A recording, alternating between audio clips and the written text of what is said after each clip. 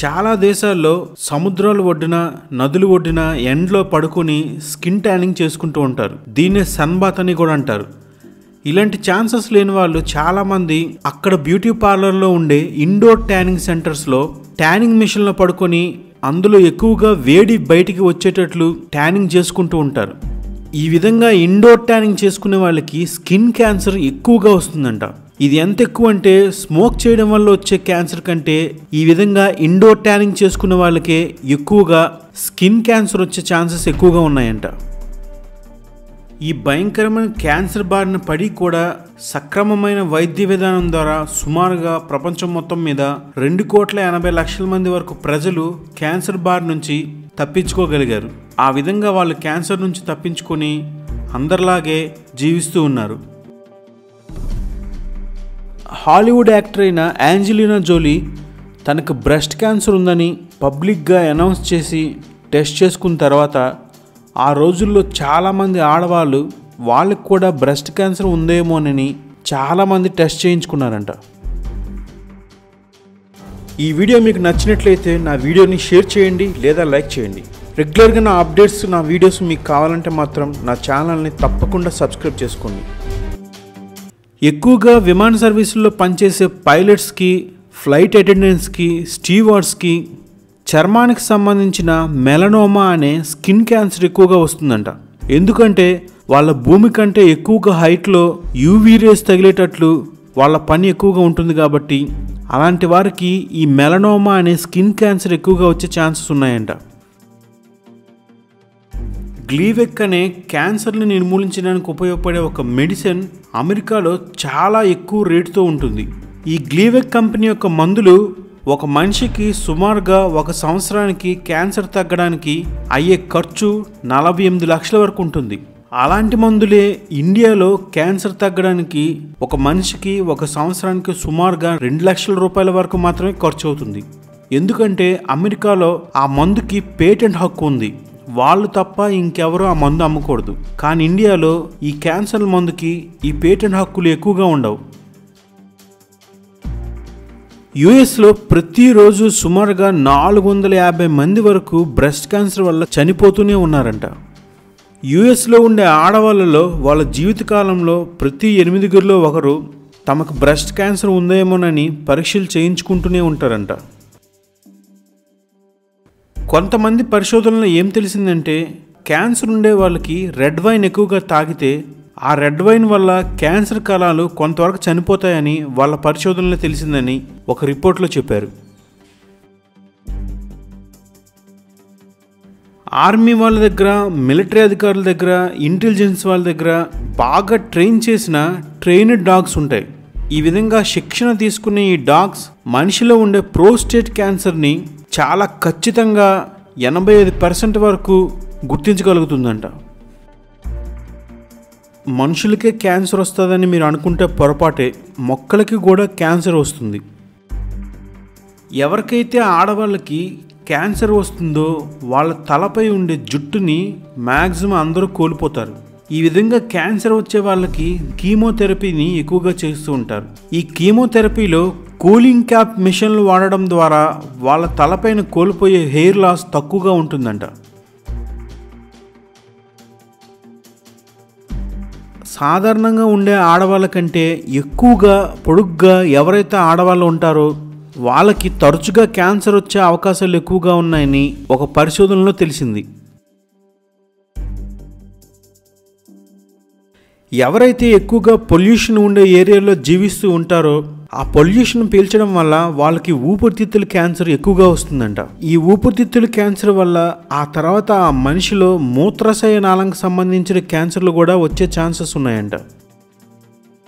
ఎవరికైతే ఎరుపుగా ఉండే జుట్టు ఉంటుందో వాళ్ళలో మెలనోమా అనే స్కిన్ క్యాన్సర్ వచ్చే ఛాన్సెస్ ఎక్కువగా ఉంటాయంట.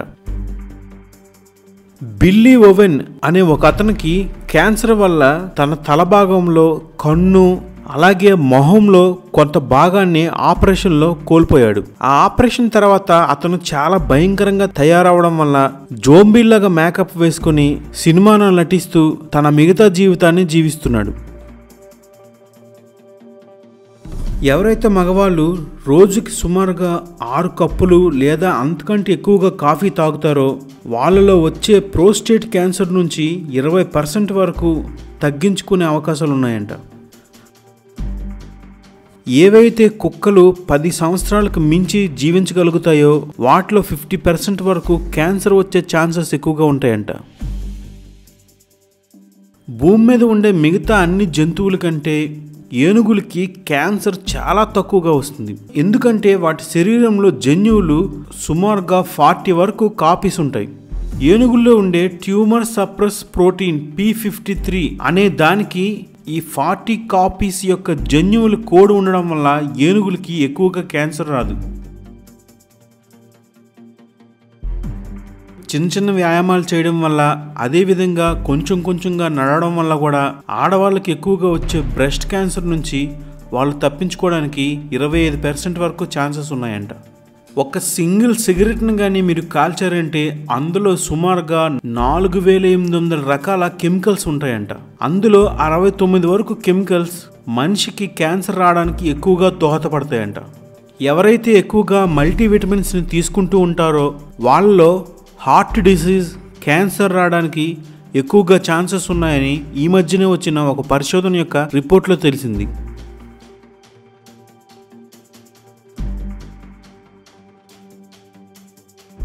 మార్ల్బోరో అనేది ఒక ఫేమస్ సిగరెట్ కంపెనీ. ఈ కంపెనీ ప్రపంచం మొత్తం మీద తన సిగరెట్ యొక్క ఉత్పాదనల్ని అమ్ముతూ ఉంటుంది. ఈ విధంగా ఆ మార్ల్బోరో సిగరెట్ కంపెనీకి చాలా మంది బ్రాండ్ అంబాసిడర్లుగా యాక్ట్ చేశారు. వారిలో కూడా 3 చాలా ఫేమస్ వ్యక్తులు ఊపిరితిత్తుల క్యాన్సర్ వచ్చి చనిపోయారు. వాళ్ళు ఎవరంటే మెక్లారెన్, డేవిడ్ మెక్లారెన్, ఇంకా డిక్ హ్యామర్ అనే ఈ 3 కూడా ఆ మార్ల్బోరో సిగరెట్ కంపెనీకి చాలా ఫేమస్ బ్రాండ్ అంబాసిడర్స్. ఈ మధ్యకాలంలో క్యాన్సర్కి సరైన చికిత్సలు, మందులు దొరకడం వల్ల ఈ రోజుల్లో క్యాన్సర్ వల్ల చనిపోయే వాళ్ళ సంఖ్య రాను రాను తగ్గుతూ ఉంది.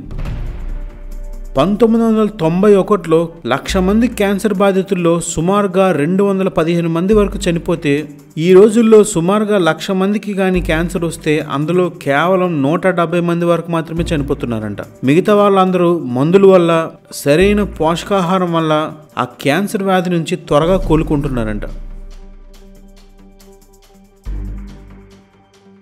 క్యాన్సర్ అనేది ఎక్కువగా మన చుట్టూ ఉండే వాతావరణం, పరిస్థితులను బట్టే మనిషి యొక్క ఒంట్లో శరీర భాగాలకి క్యాన్సర్ ఎక్కువగా వస్తుందంట. కానీ జన్యువుల పరంగా చూసుకుంటే క్యాన్సర్ చాలా తక్కువగా 5 నుండి 10% వరకు మాత్రమే వస్తుందంట. ఈ విధంగా చూసుకుంటే మనిషి శరీరంలో జన్యు పరంగా కాకుండా ఆ మనిషి యొక్క అలవాట్లు, చుట్టూ ఉండే వాతావరణం వల్లే 90 నుండి 90% వరకు క్యాన్సర్ వస్తుంది.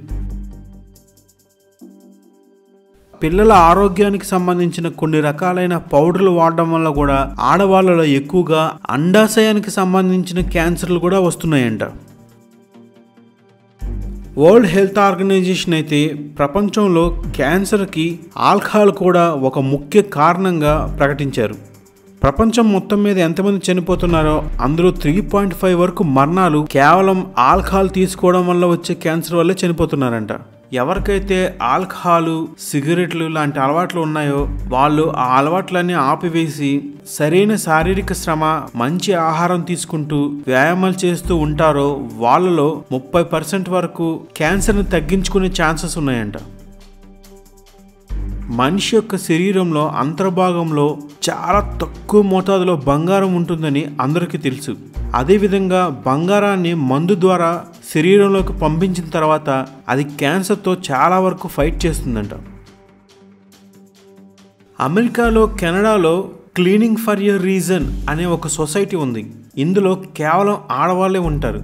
వీళ్ళు ఏం చేస్తారంటే ఎవరైతే ఆడవాళ్ళు క్యాన్సర్తో బాధపడుతున్నారో వాళ్ళ ఇళ్ళకెళ్ళి వాళ్ళ గదులన్నీ శుభ్రంగా క్లీన్ చేసి పెడతారంట. ఈ విధంగా వాళ్ళు ఉచిత సర్వీస్ చేయడం వల్ల ఆ క్యాన్సర్ వచ్చే స్త్రీలు తొందరగా కోలుకుంటారని ఆ సొసైటీ యొక్క ముఖ్య ఉద్దేశం అంట. మనుషులకు సంభవించే అన్ని క్యాన్సర్లో 10% వరకు క్యాన్సర్లు ఎక్కువగా రేడియేషన్ వల్లే వస్తున్నాయంట. చాలా దేశాల్లో కొంతమంది ప్రజలు వాళ్ళ ఒంటిపై చాలా ఎక్కువగా టాటూలు పొడిపించుకుంటూ ఉంటారు. ఈ విధంగా ఎవరికైతే ఎక్కువగా శరీరం పైన టాటూస్ ఉంటాయో వాళ్ళకి ఎప్పుడైనా ఫ్యూచర్లో క్యాన్సర్ వచ్చేటప్పుడు ఆ క్యాన్సర్ని గుర్తించడం చాలా కష్టంగా ఉంటుందంట. ఎందుకంటే ఆ క్యాన్సర్ కూడా ఆ చుట్టుపక్కల ఉండే టాటూ నుంచే రంగును గ్రహించి ఆ టాటూస్లో కలిసిపోతుందంట. 2015లో మిచిగాన్లోని ఒక డాక్టర్కి అక్కడ కోర్టు సుమారుగా 45 సంవత్సరాల వరకు జైలు శిక్షను విధించిందంట. అది ఎందుకంటే అతని దగ్గరికి వచ్చే ఒక స్త్రీకి క్యాన్సర్ లేకపోయినా క్యాన్సర్ ఉందని చెప్పి ఆమెకి చాలా సంవత్సరాల వరకు కీమోథెరపీ ఇచ్చాడంట. ఈ విధంగా క్యాన్సర్ లేకుండా ఆమెకు భయపెట్టి ట్రీట్మెంట్ ఇవ్వడం వల్ల అతనికి కోర్టు 45 సంవత్సరాల వరకు జైలు శిక్షణ విధించింది. ఆస్ట్రేలియాలో ప్రజలు ఎవరైతే 70 సంవత్సరాల వరకు జీవించగలుగుతున్నారో వాళ్ళలో ప్రతి 3లో 2 తమకు స్కిన్ క్యాన్సర్ ఉందేమోనని డాక్టర్లతో పరీక్షలు చేయించుకుంటూ ఉంటారంట.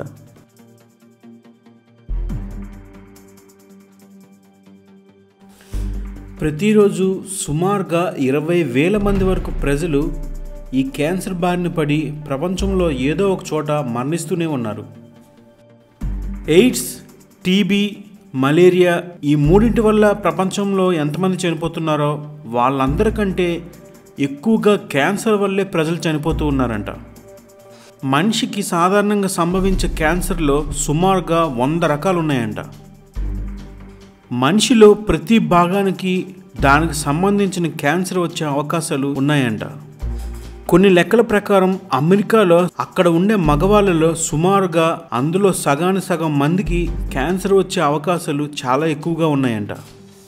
ప్రతిరోజు శారీరక శ్రమ, పోషకాలతో కూడిన ఆహారం తీసుకోవడం వల్ల, అలాగే మద్యం, ధూమపానం లాంటి అలవాట్లకి దూరంగా ఉండడం వల్ల సుమారుగా 30% వరకు క్యాన్సర్ బారిన పడకుండా మనల్ని మనం రక్షించుకునే అవకాశం ఎక్కువగా ఉందంట.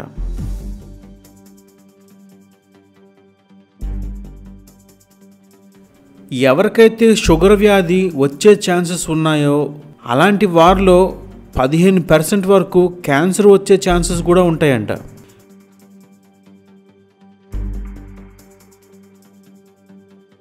భూమిపైన ఎవరైతే మనుషులు ఎక్కువ కాలం జీవించగలుగుతారో వాళ్ళ జీవితం యొక్క చివరి దశల్లో వాళ్ళ శరీరంలో ఉండే కణాల్లో క్యాన్సర్ అభివృద్ధి చెందడానికి ఎక్కువగా ఛాన్సెస్ ఉంటాయంట.